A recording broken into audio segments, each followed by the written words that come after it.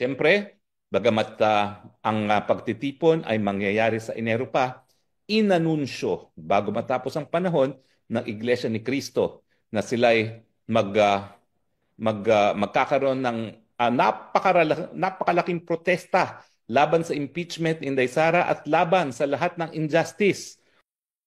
Okay, yun ang announcement ni Attorney Harry Roque, mga kapatid, na kumpirmado daw na magsagawa ng rally at malawakang rally itong Iglesia ni Cristo at posible pa na magsanib puwersa ang sikta ni Pastor Apollo Kibuloy. Ang layunin sa naturang rally para tutulan ang impeachment complaint laban sa Vice Presidenteng si Inday Sara. Anong masasabi ninyo? Tatalakayin muna natin ito bago tayo papasok sa punto por punto. Samahan ninyo. Okay. So, kumusta sa lahat natin mga suking taga-subaybay? Ina-announce na ni Attorney Harry Roque. Kumusta na kaya yung kaso ni Attorney Harry Roque, ano? Na may isagawang rally ang Iglesia ni Cristo at may napaulat pa, mga kapatid, na posibleng sa malawakang rally nito ay sasabay din ang sikta ni Pastor Apollo Kibuloy. Ito ang pahayag ni Attorney Roque. Siyempre, bagamat ang pagtitipon ay mangyayari sa Enero pa,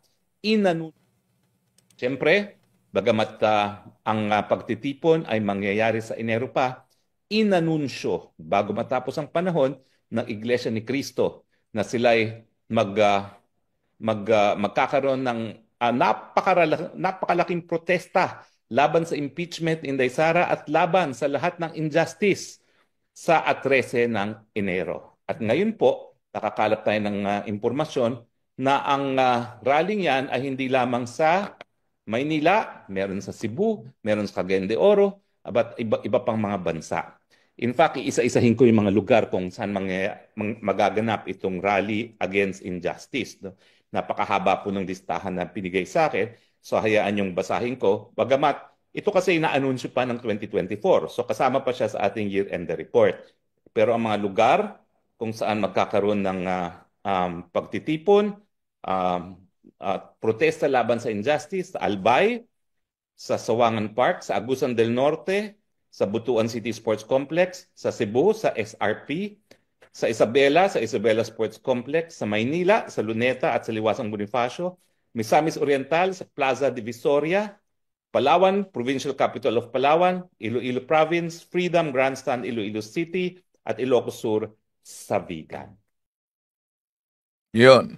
At may napaulat din na posibleng sasanim ang puwersa ni Pastor Apollo Kibuloy. Alam na natin si Pastor Apollo Kibuloy ay kasalukuyang nasa kulungan ngayon. No? At napaulat na magsanib puwersa sa posibleng malawakang rally kontra impeachment complaint. No? So, pagdasal natin din ang ating bansa. Napakagulo talaga.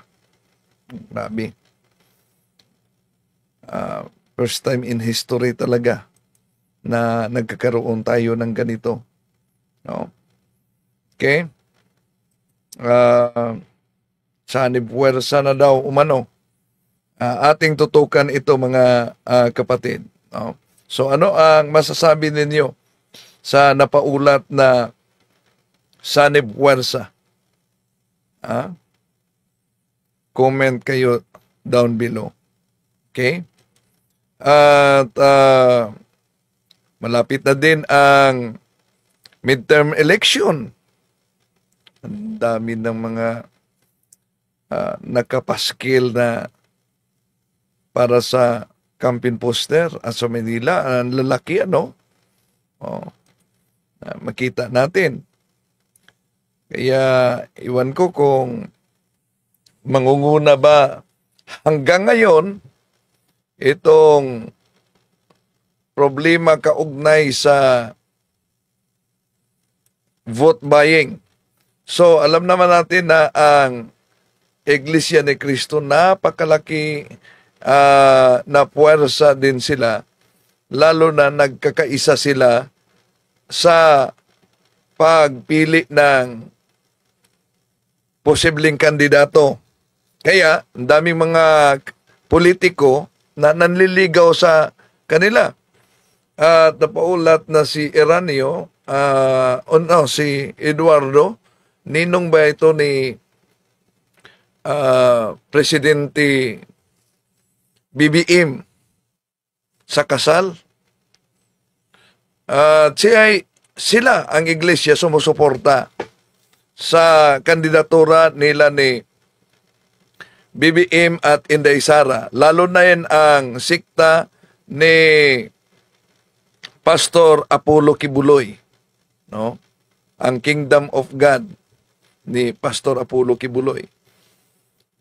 Sumusuporta sa love team ni Inday Sara at BBM. Naalala nyo sa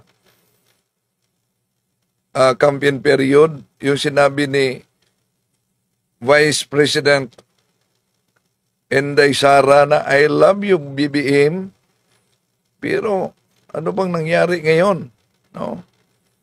Parang nag-divorce na ata. Grabe ang awayan. Samantalang nasa kahirapan ang karamihan.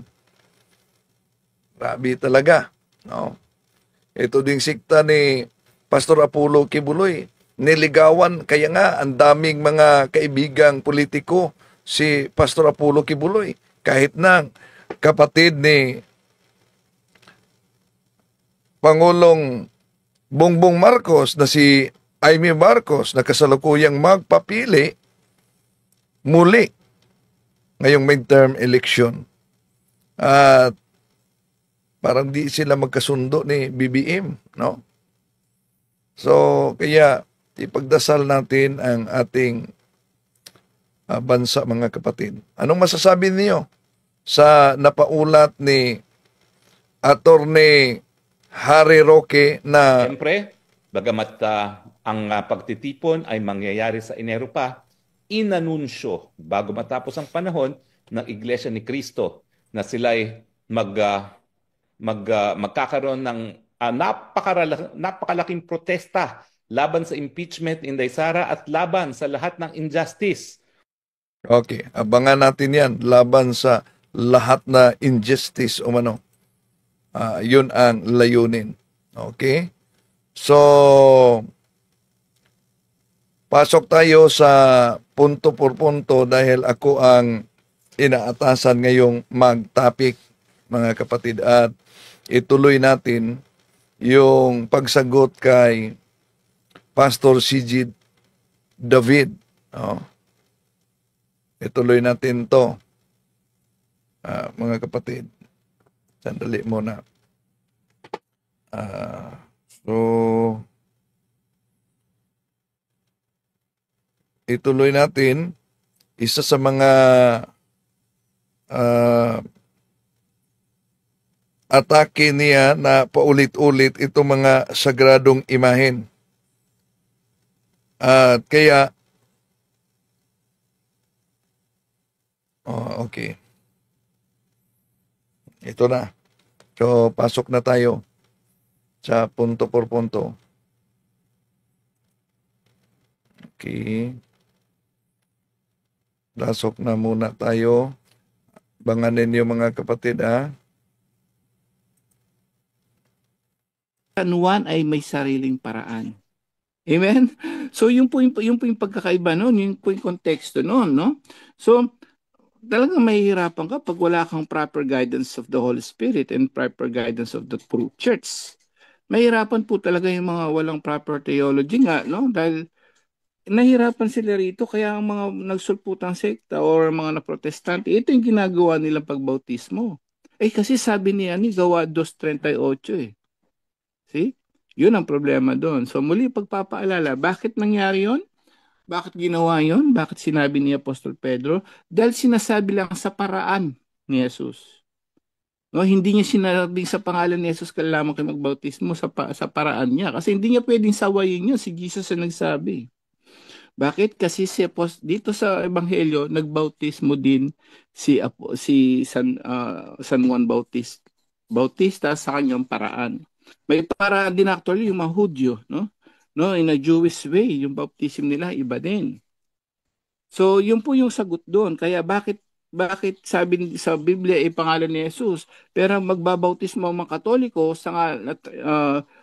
in a Trinitarian formula dahil po yun ang sagot doon. Sa pangalan ni Jesus, ibig sabihin sa paraan ng bautismo ni Jesus. Amen? So at least may natutunan tayo dito. Ang panghuli, no? Yun po yung ang propeta ang ebanghelyo natin tungkol kay prophet, no? Kay prophet, ang pinakahuling propeta si Juan Bautista. Alam niyo po ba sino ba ang pinakahuling propeta sa Old Testament? Walang iba kundi po si Juan Bautista. At siyempre sa New Testament, yun na sinugo na yung Mesiyas. At pinakahuli na po si Jesus kapag may nagsasabing, di ba marami ngayon, ang tawag sa kanila, propeta daw sila. Ang tawag sa kanila, apostol daw sila, no? Si Apostle Carillo ba yun, no? Self-proclaimed na prophets. Wala na pong ganun. Mayroon nang lilitaw ngayon, false prophet na. No? So ang pinakahuling propeta, tandaan po natin, si Juan Bautista sa Old Testament. At ang pinakahuli po, ang ating Panginoon Kristo. At the same time, binigay niya yung pagkapropeta niya, isinalin niya sa mga apostoles niya, sa mga pari, no? Sa mga obispo. At tayo mga bininyagan ding Katoliko, tayo po yung nagmana nun. So yung mga katuruan nun, kailangan nating malaman, tayo naman ngayon ang magsasabi, maging propeta ngayong henerasyon na ito. Amen? Hindi po kung sino-sino ng self-proclaimed prophet daw sila. No? Wala na pong ganun. Mayroon na ngayon false prophet. So muli pagpapaalala sa ating ebanghelyo, panghuli. Good evening, Sis Almira. Thank you sa 100 star. God bless po. Okay, so muli Intervention. Okay. So muli pagpapaalala po ng ating ebanghelyo, no, na katulad kanina ng yung kapistahan ng San Basilio at Gregorio, no, at si Apostol Juan na sa ating Panginoon Kristo, lahat po sila, tandaan po natin, no, naging tapat sa Diyos. Hanggang kay Jesus, even though si Diyos, pero pansin niyo, naging tapat siya sa kanyang Ama kahit kamatayan. So pagpapaalala sa atin lahat, even John the Baptist, kahit maputulan siya ng ulo, kahit mamatay siya, naging tapat pa rin siya. Tayo po, 2025 na, pagpapaalala sa atin lahat, kahit anumang mangyari kapatid, o sigin man tayo ng kamag-anak natin, o sigin man tayo, o marami mang hindi matuwa sa atin, ang pinakamahalaga, sumusunod tayo sa paraan ng ating Panginoon Kristo, kagaya ni Juan Bautista na naging tapat hanggang sa huli ng kanyang buhay. At muli, pagpapaalala, 1721 ng CCC. January na po ngayon, no? Ano ba talagang purpose mo sa buhay? Ano ba, mag-focus ka uli sa pagpapayaman? No? Sa career o sa ano bang purpose natin sa buhay? To know, to love, and to serve God. Yun lang po ang pinaka-main natin, na. So mga pangalawa lang po yung kung ano man ang ano natin, but ang pinaka-main purpose natin, ulitin natin, to know, to love, and to serve God. Kagaya ng ginawa ng mga propeta, kagaya ni Apostol, kagaya ni Juan Bautista na huling propeta, at kagaya ng ginawa ni Jesus at mga apostol, sila po'y naging tapat, sila po'y naglingkod ng tapat hanggang wakas. Lahat po tayo pinapaalala ngayon. Umpisan po natin sa mga hindi pa naglilingkod ngayon, maglingkod na po tayo dahil yun po ang purpose natin sa buhay dito sa mundong ibabaw. Amen. Yun lang po, naway gabayan tayo ng Banal na Espiritu ngayong gamito. To God be the glory. Salamat po at God bless po sa ating magtatapik ngayon si Brother Wendell Talibong. So, Bro Romel, back to you. Alright. May topic pala. Okay. Nandito na si Brother Wendell. Ayan, nandito na. Good evening po, Bro Wen. Okay, good evening Bro Romel at sa lahat nating mga kapatid na sumusubaybay sa ating live streaming. Dami palang mga nagsubaybay kahit dito sa Osami City, sa Clarin, daming mga nagsubaybay. Sa lahat nating mga kapatid, welcome po, Katoliko at hindi Katoliko. May topic ka ngayon, Bro Wen? Yes. Sige po, paki-ano na lang po, paki-proceed na lang. Thank you. Okay. So, maraming salamat. Sa pagkakataong ito mga kapatid, ating sagutin yung tuligsa sa mga anti-Catholic. Lalo na etong si Pastor C.G. David ng Born Again.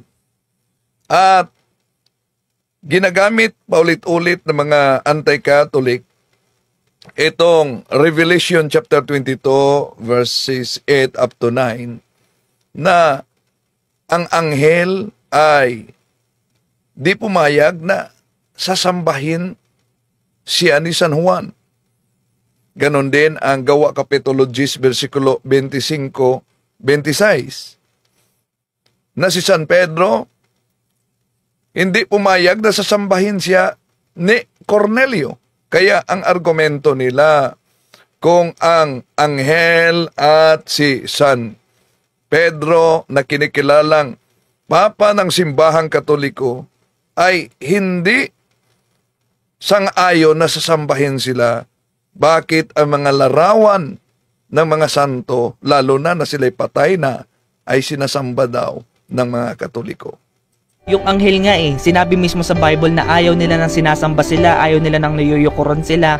Tapos yung kahoy o kaya yung rebulto na bato ay sasambahin mo. Maling-mali ka dun, bro. Sinabi ng John chapter 22 verse 8 to 9, ganito yung sinasabi. Akong si Juan ang nakarinig at nakakita ng lahat ng ito.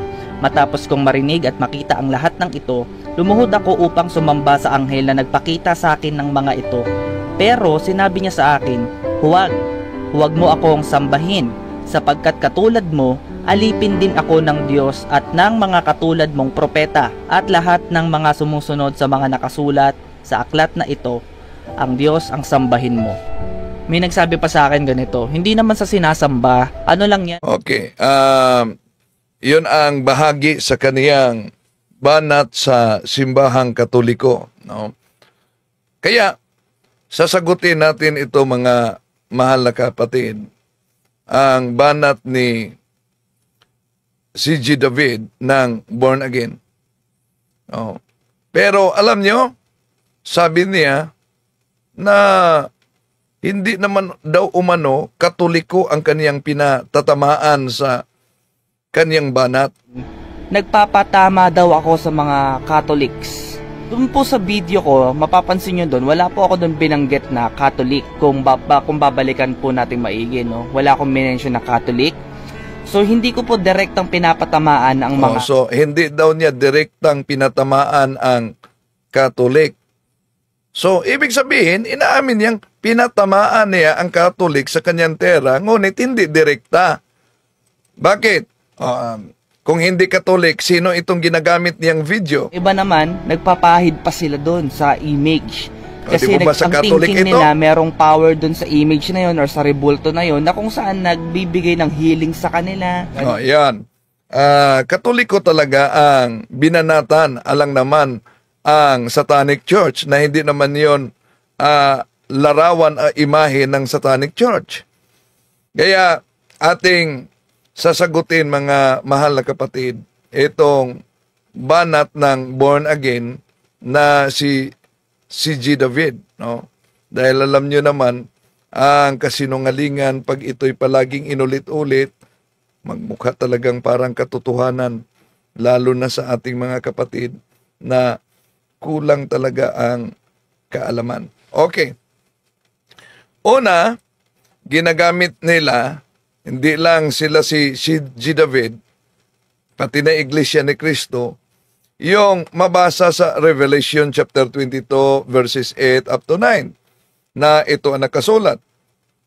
I, John, am the one who heard and saw these things.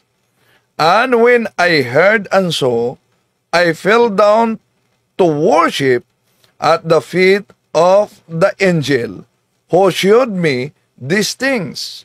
But he said to me, do not do that. I am fellow servant of yours and your brethren, the prophets, and of those who heed the words of this book, worship God.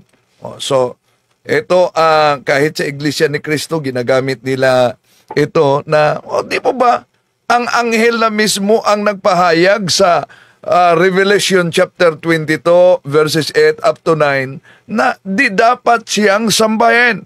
Ganon din ang kinikilala ng simbahang Katoliko na Papa, si San Pedro.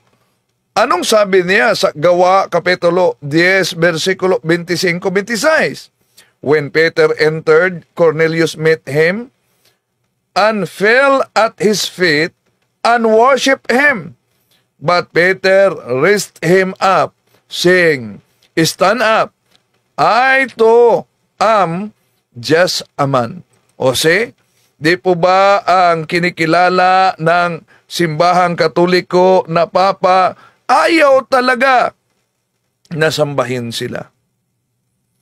So, una, kung narinig na ninyo yung tinatalakay natin, lalo na sa Iglesia ni Cristo, para sa kanila kasi, yung pagluhod o pagyukod sa harap ng imahe o larawan ng mga santo, imahe ng Mahal na Birhen Maria, rebolto ng ating Panginoon Kristo, ay pagdiyos na umano yan. At bawal sa ginagamit nilang talata sa Gawa Kapitulo 10, versikulo 25, at sa Revelation chapter 22, verses 8 up to 9, mga kapatid. So, paano ito sasagutin? Kaya sasagutin natin ito, mga kapatid. No? Ang pagluhod ba sa Biblia, lahat ba na pagluhod, ang ibig sabihin ay pagdiyos na? Hindi. Bakit? Kung tingnan ninyo ang Gawa Kapitulo 16, versikulo 29, ito ang mabasa natin. Humingi ng ilaw ang bantay, patakbong pumasok at nanginginig, na nagpatira pa sa harapan nina Pablo at Silas. So, ano ang mabasa natin dito? Ang bantay sa kulungan ay nagpatira pa sa harap nila ni San Pablo at Silas. Tanong, sumasamba na ba yung bantay sa mga apostol nina San Pablo at Silas dahil nagpatira pa siya? Hindi. Hindi ibig sabihin dahil nagpatira pa siya sa harapan nila, diniyos na sila si San Pablo at si Silas. Dahil ang pagluhod sa naturang bantay na mabasa natin sa Gawa, mga kapatid, sa harapan ng dalawang apostol, ay parang humingi lamang siya ng tulong. At kung pag-aralan natin ang original Greek Bible, lalo na sa Gawa Kapitulo 16, versikulo 29, ito po ang mabasa natin sa original Greek Bible in which the New Testament was written. Pansinin ninyo, Aitisas de pota yesi pidisen kai entrumos pro si pisen to Paulo kai to sila. So, ano ba ang mabasa natin kaugnay sa sinabi sa original Greek language na pagpatira pa. Ito'y prosipisin, mga kapatid, sa original Greek. Prosipisin. Na nagmula sa root word na prosipipto, no, sa Greek, na ginagamit ng pagyukod at hindi ibig sabihin na pag-Diyos na. At yung salitang prosipisin, mga kapatid, hindi yan makita sa ginagamit nila na original Greek, lalo na sa Gawa Kapitulo 10, versikulo 25, at sa Revelation Kapitulo 22, versikulo 8 hanggang 9. So, yan kung bakit hindi pinatayo ni San Pablo at Silas yung gwardya na nagpatira pa sa harap nila. Iba ang Gawa Kapitulo 10, versikulo 25, kaya makita natin pinatayo ni San Pedro si Cornelio dahil ang pagtira pa sa harap nito ay may intensyon si Cornelio na sambahin bilang Diyos. So samantala yung lingwaheng Gregong pagyukod, mga kapatid,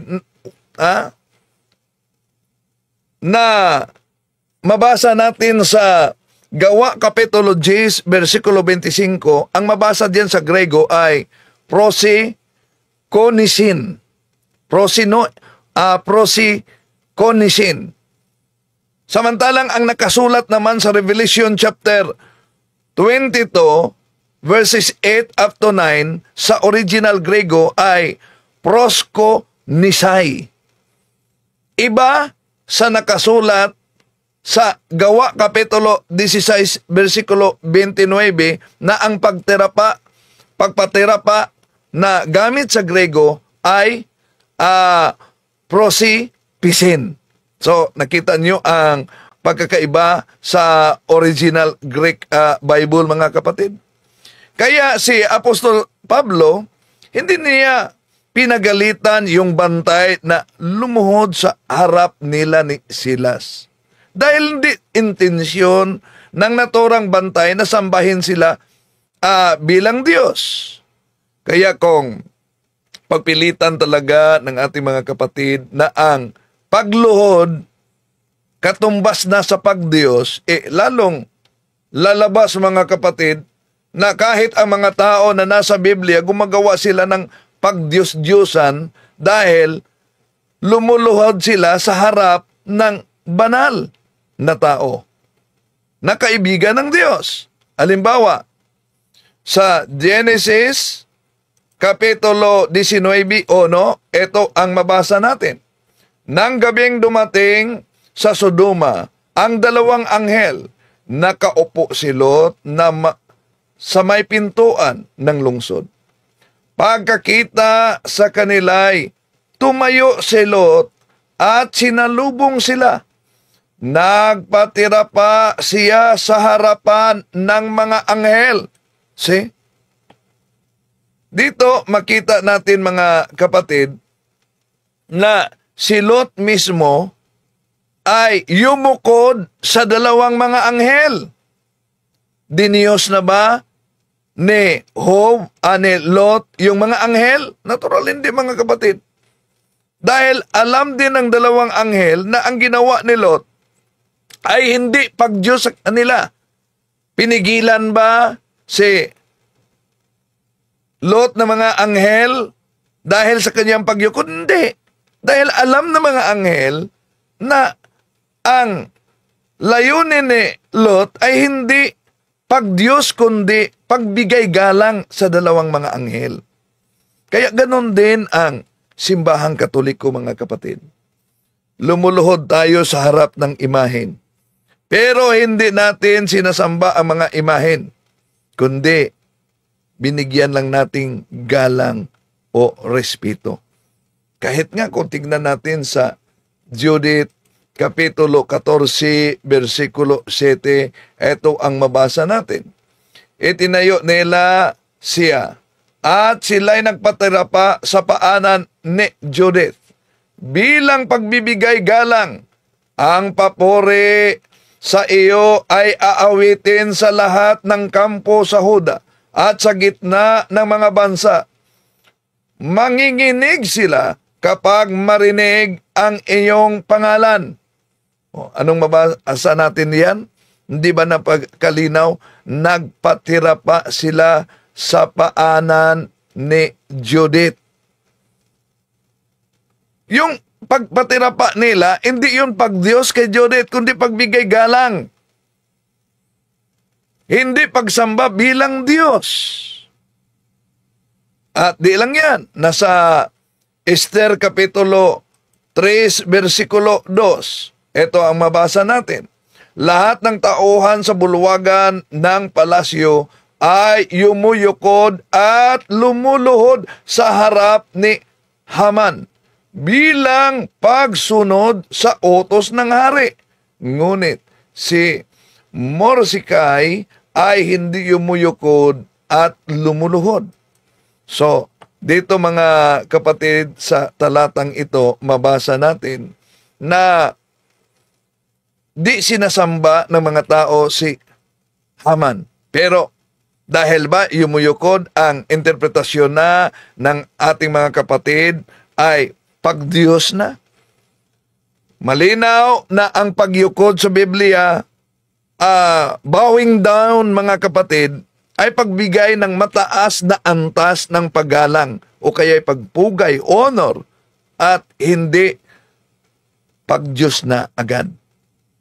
Tulad sa mabasa natin sa Daniel Kapitulo 2, versikulo 46, 47, di po ba? Si Haring Nebuchadnezzar yumuyukod, lumuluhod sa harap ni Propeta Daniel.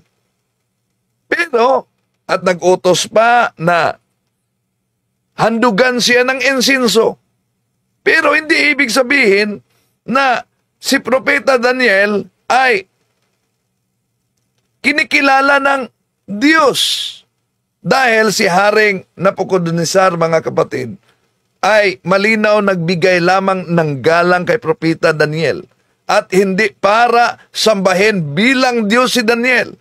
Dahil kinikilala ng hari ang Diyos ni Daniel na siyang Diyos sa lahat ng Diyos. So, sa katunayan, yumuyukod ang hari para kilalanin ang Diyos ni Propeta Daniel na pinakadakila sa lahat. Sinabihan ba ni Propeta Daniel ang hari na mali ang ginawa mo? Hindi po.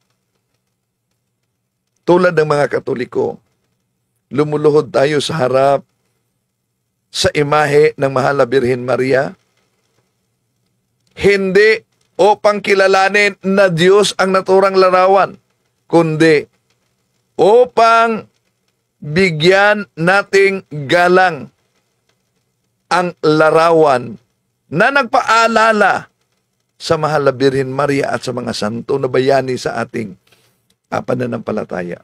So therefore, kung pag-aralan natin, mga mahal na kapatid, ay nakasulat sa Biblia, malinaw na hindi lahat na pagluhod o pagyukod sa harap ng individual ni sa imahen ay nangangahulugang pagdiyos na.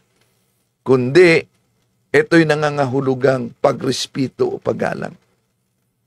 Posible naman kung hindi alam ito ng mga kapatid nating anti-katoliko.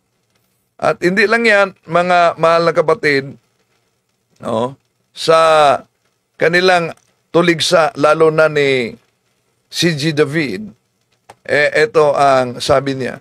Tanong sa akin. Sabi niya sa akin, CJ, bakit hindi ka sumasamba sa rebulto? Or bakit yung samahan ninyo ay walang mga imahen? Sa oras na to, sasagutin ko yan. Kaya makinig kang maigi. Kung isa ka sa mga tao na sumasamba din sa mga rebulto or sa mga imahen, pakinggan mo mabuti itong sasabihin ko dahil naniniwala ko kailangan mo ito na matutunan. Yan.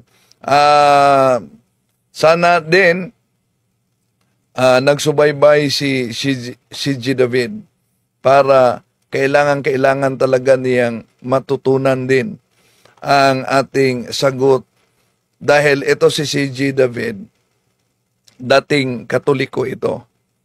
Pero, nang nabasa lang niya at narinig ang aral ng pastor, hindi walang alam sa background sa simbahang Katoliko, yon, natangay na at naging pastor na din. Nakakilala ko sa Panginoon, natutunan ko ang tamang pananampalataya at kung paano ang tamang pagsamba sa Diyos. Yon. Nang yumakap siya sa siktang born again, nakilala na daw niya ang Panginoon. Pero, dapat i-research niya, sino ba ang nagtatag ng born again? Ito bang born again na inaniba niya, meron bang tinatawag na unbroken line of succession na nag-connect mula sa ating Panginoon Jesucristo at sa mga apostles? O ito lay resulta sa maling interpretasyon ng Biblia?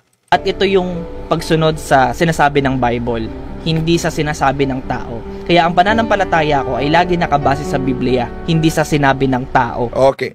So, dito pa lamang, supalpal na ang argumento ni C.G. David. Ang pananampalataya daw niya ay nakabase sa Bible at hindi sa tao.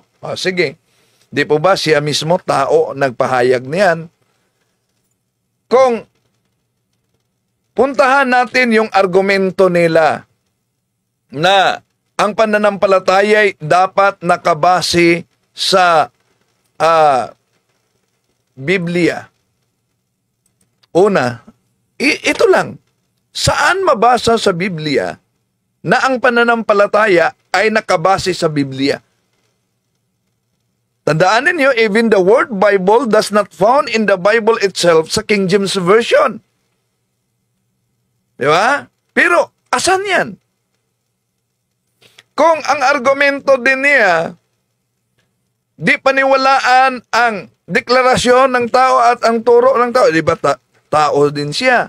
Pero bakit mas kinikilala nila yung King James Version sa 1827 kumpara sa King James Version 1611? At bakit pinaniniwalaan nila yung naghati sa kapitulo at versikulo ng Biblia na iyan ay produkto ng deklarasyon ng simbahan? At bakit sinunod nila ang kalendaryo na Gregorian calendar na ito'y deklarasyon din ng simbahan? Lalo na kung ang argumento niya pag di mabasa sa Biblia, di paniniwalaan. O yung salitang sola scriptura, mabasa ba yan sa Latin? O sa English na lang, Bible alone, mabasa ba yan? Yung sola fide, faith alone, mabasa ba yan sa Biblia?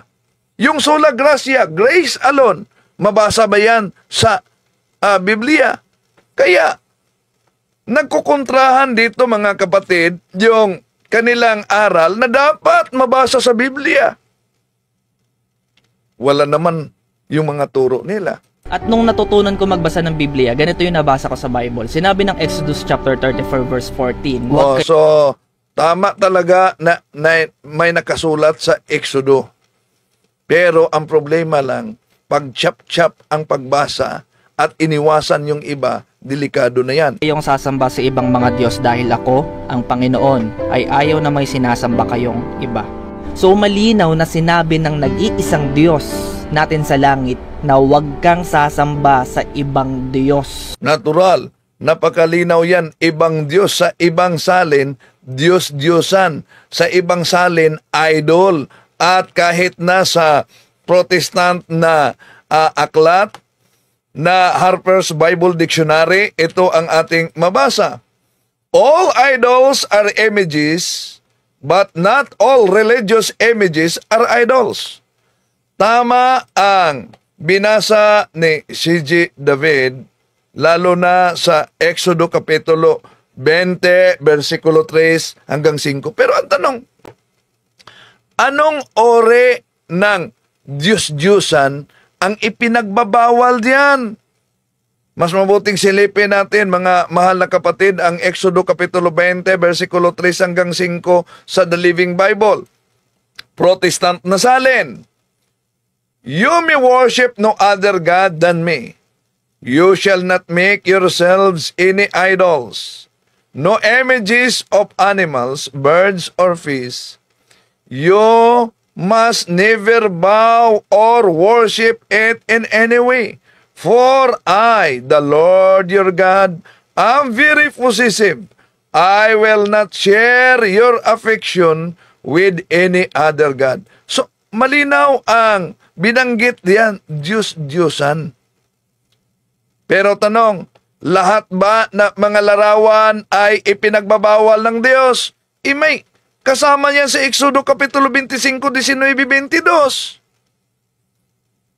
Na sa lahat ng mga larawang ipinagbabawal ng Diyos, ang Diyos mismo nag-utos kay Moises na gagawa ng larawan ng kirubin.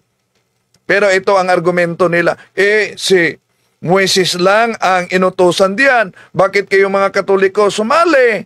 O yun, ang argumento nila.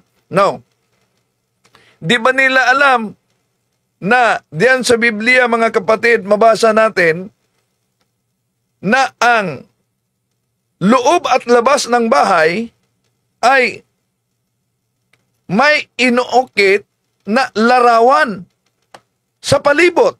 Asan yan mabasa? Imposible nila yan nabasa. Unang Hari, Kapitulo 6, versikulo 29. Ito ang mabasa natin. At kanyang inukitan ang lahat ng panig ng bahay sa palibot, ng mga ukit na larawan ng mga kirubin, at ng mga puno ng palma, at ng mga bukang bulaklak sa loob at labas at sa labas. Ano daw? Sa loob at sa labas. Napansin niyo ba ano ang inuukit? Inukitan ng larawan ng mga kerubin sa puno ng palma. Saan? Inukit? Inukitan ang lahat na panig ng bahay sa palibot ng mga ukit ng larawan ng mga kerubin at ng puno ng palma.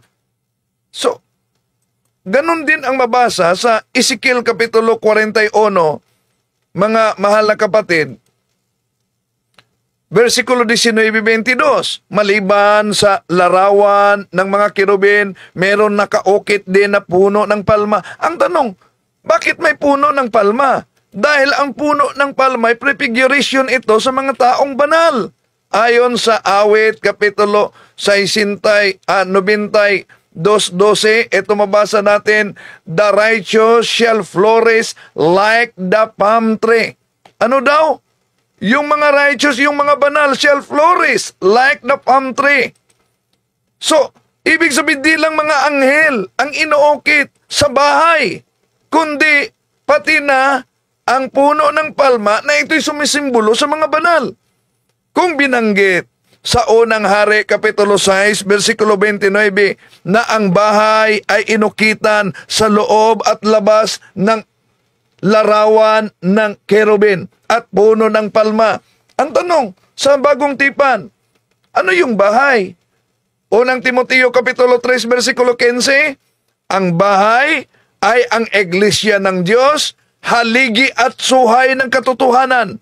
Kung sa Unang Hari, Kapitulo 6, 29, ang bahay ay pwedeng kaukitan ng ukit ng larawang kerubin. Therefore, sa Bagong Tipan, mga kapatid, ang bahay ng Diyos ay ang iglesia ng Diyos, pwedeng ukitan din ng larawan ng mga kerubin. At ang ating mga kapatid, maliban na allergic sila sa larawan, allergic din sila sa altar. Pero ang tanong, diyan ba sa Biblia wala bang mabasa na altar at lagyan ng monumento ng Panginoon? Kung gusto nila letra por letra, Isaiah 19:19. Etong mabasa natin, and that day there will be an altar to the Lord in the heart of Egypt, and there will be a monument to the Lord at its border. Ano daw? May altar. May monument sa Panginoon. Kaya mga kapatid, kung makapasok kayo sa sekta na walang altar, sa sekta na walang monumento ng santo, abay, mag-isip-isip na kayo. Hindi yan sambahan. Budiga yan ng pirated na sekta. Ang tanong, kung ating gagalangin ang mga santo, magalit ba ang Diyos? Hindi. Dahil siya ang source ng kabanalan. Halimbawa, nag-drawing ka at napagaganda yung drawing mo. Nakita yan ng karamihan. Ginagalang at pinupuri yung drawing mo. Magalit ka ba? Dahil ang drawing mo ay pinupuri? Hindi. Dahil kung pinupuri ang drawing mo, pinupuri pati na ang nag-drawing. Kaya, anong sabi ng ating Panginoon? Juan Kapitulo 17, versikulo 10. Ang lahat ng akin ay sa iyo, at ang lahat ng sa iyo ay sa akin, at naluluwalhati ako sa pamamagitan nila. Galit ang Diyos sa mga Diyos-Diyosan. Pero kung tungkol sa mga santo, mga kapatid, naluwalhati ang Diyos. Dahil sa bagong tipan, the Lord will be glorified in His hands. Asan yan mabasa? Nasa 2 Thessalonians chapter 1 verse 10. Ito mabasa natin, on that day, the Lord will be glorified in His hands. Ay, ang problema ngayon sa mga taong walang santo, dahil walang kasamang mga santo. Di ba ba? Kaya isip-isip naman, ha? Pag may time. Ang Diyos natin isa lang. At sinabi mismo ng Bible na hindi ka dapat sumamba sa ibang Diyos. At ayaw na ayaw ito ni God na sumasamba ka sa ibang Diyos. Kasi jealous God siya. Siya ay mapagbunuhing Diyos. Ibig sabihin, siya ay selosong Diyos. Tama naman, di naman tayo tutol diyan. Kaya nga, pinagbabawal ng simbahang Katoliko kahit na yung mga amulets, anting-anting dahil sa Catechism of the Catholic Church, yun ay tinatawag na idols. No? Pinagbabawal talaga yan. No? Dahil mga Diyos-Diyosan yan. Pero kung ang larawan ng mga santo, lalo na ang nagpaalala sa kanila, bawal ba yan? Hindi. Bakit? Kung tingnan natin ang mabasa, mga mahal na kapatid, lalo na sa Hebreo Kapitulo 13, sa Hebreo Kapitulo 13, versikulo 7, ito ang mabasa natin sa banal na kasulatan. No? Ano ang mabasa natin dito? Ito ang mabasa natin. Okay, pansinin ninyo. Alalahanin ninyo ang mga dating na mumuno sa inyo. Ang mga nagpahayag sa inyo ng salita ng Diyos. Isipin ninyo kung paano sila namumuhay at tularan ninyo ang kanilang pananampalataya sa Diyos. Napakalinaw. At ang napaka-epektibong pag-alala, mga mahal na kapatid, sa mga bayani sa ating pananampalataya ay ang paglagay mismo ng monumento o larawan. Napakalinaw yan sa Biblia, mga kapatid. Halimbawa, Ikalawang Hari, Kapitulo 23, versikulo 15.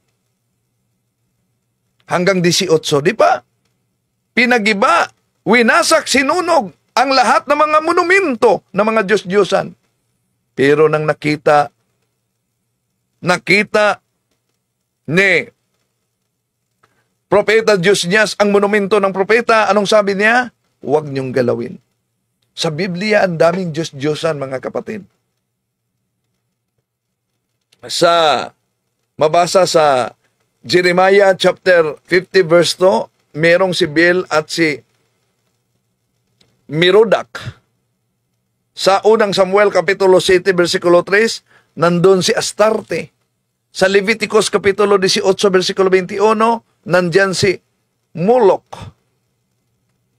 Sa Gawa Kapitulo 14, 12, 13, nandyan si Zeus at Hermes. No?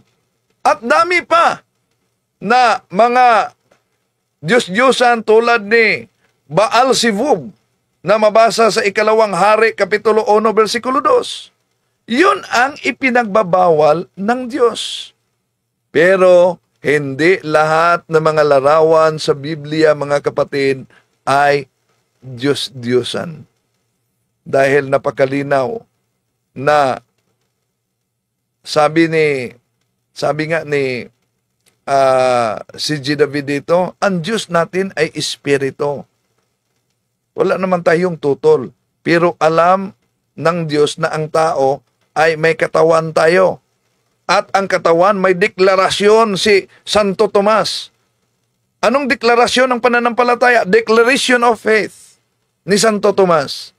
Sa San Juan Kapitulo 20, versikulo 25, maliban kung makita ko sa aking mga mata at mahipo ko sa aking kamay, hindi ako maniniwala.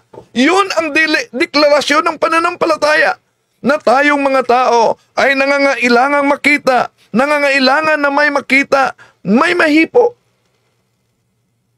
Kaya, ang Diyos na Espiritu, nung nagkasala ang mga Israelita noon, tingnan niyo sa Numbers Kapitulo 21, 8 hanggang 9, mga kapatid, di po ba pinadalahan sila?